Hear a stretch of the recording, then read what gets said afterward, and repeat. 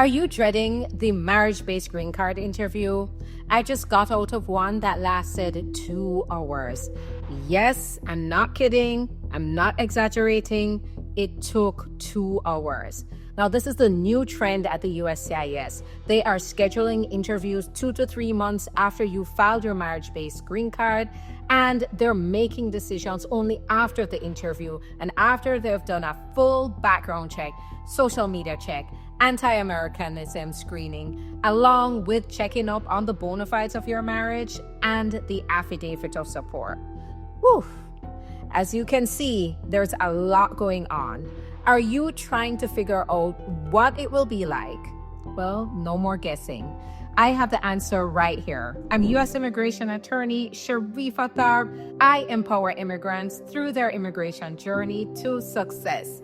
So let's walk through the marriage-based green card interview. Step by step, I'll be able to tell you about the most commonly asked questions and even some not so common ones to look out for. If you are in the process of adjusting status or you're about to begin because you married a U.S. citizen or a permanent resident, then this video is going to be for you. And you'll be able to walk forward in this process with confidence. So let's begin. What is this interview and why is it so important? When you file your I-485 for adjustment of status based on your marriage to a U.S. citizen or permanent resident, the U.S. government usually requires an in-person interview with a USCIS immigration officer. The officer is the person who will decide whether your application is approved or not, and that's after all the checks. Their job is to examine your overall eligibility. That means your admissibility and your relationship, your marriage. They'll verify that you married in good faith and that you are eligible to become a permanent resident. They look at your marriage and your background to make this decision. So it's important that your application is solid. So what happens on the day of the interview? Here's the timeline.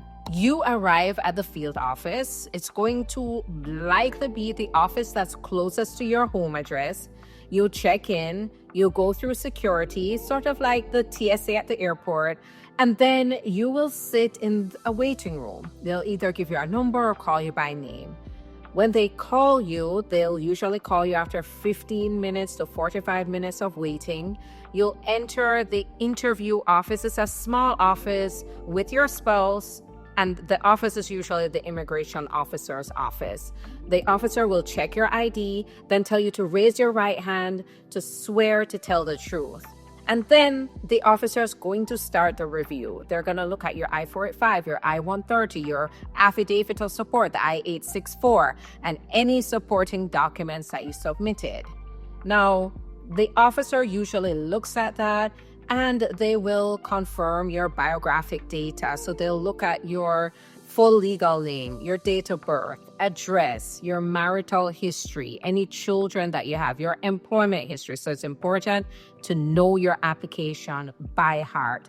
The officer will compare your verbal answers with what you've provided as evidence and even look in their database to see if it's any different. So consistency and accuracy matter. Now, the most nerve-wracking part of this is the questions that you're going to get about your relationship.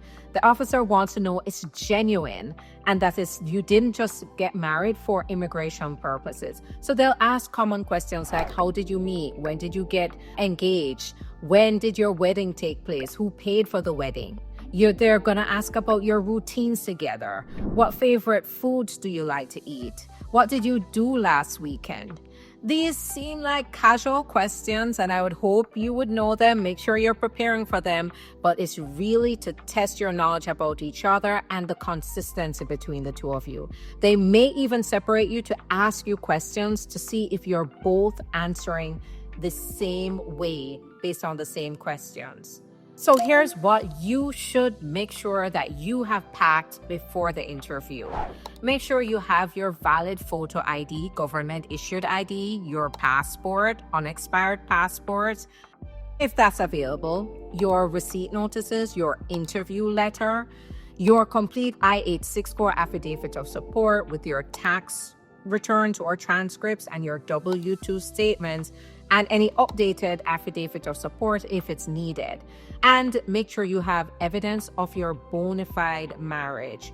This is going to be important that you carry updated evidence. Make sure you have joint leases, updated bank statements, updated tax returns. Make sure you carry any updated pictures, any updated information, like if you've had children, make sure you take those with you as well.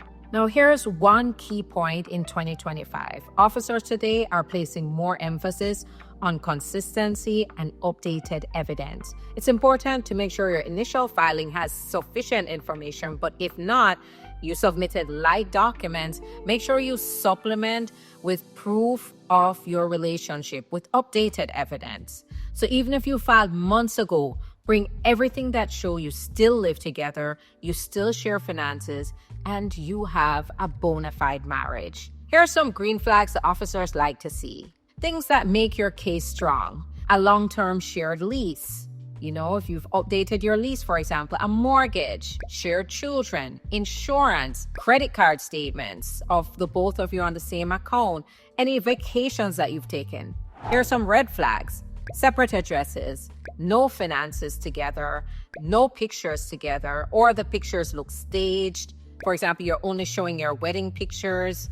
Now, if the officer separates you and your spouse, which is a real possibility now, you have to make sure that you are ready for that. The preparation starts from home. Stay calm, always answer honestly, and stick to what you know. If you don't know, if you can't remember, say it. Also, you can tell the officer, I don't remember. Can I check the documents I have? Also, very important, why you need to have copies of your documents. Now, before you walk into the office, make sure you take these final steps. Arrive 30 minutes early, park ahead, make sure you allow time for security. You can dress business casual, bring a binder with tabs of each of the documents you filed so that you can refer to those documents filed. We've had to do that in the interview. Make sure you have a tab for updated evidence that you can provide to the officer at the interview. They love that, and it also strengthens your application. After the interview, ask the officer when you get a decision or if there's any additional evidence that's needed. The officer will sometimes give you a hint as to how well the interview went, or whether you should expect an additional challenge, or whether you can provide additional evidence to help them make a decision. Our firm is accepting new clients in situations just like this. So go ahead, visit the link in the description of the video so we can get started with you to help you get through this process successfully. Thanks for watching this video. If you found it helpful, hit the like, subscribe, tap the notification bell so you don't miss another video like this. So until next time, take care.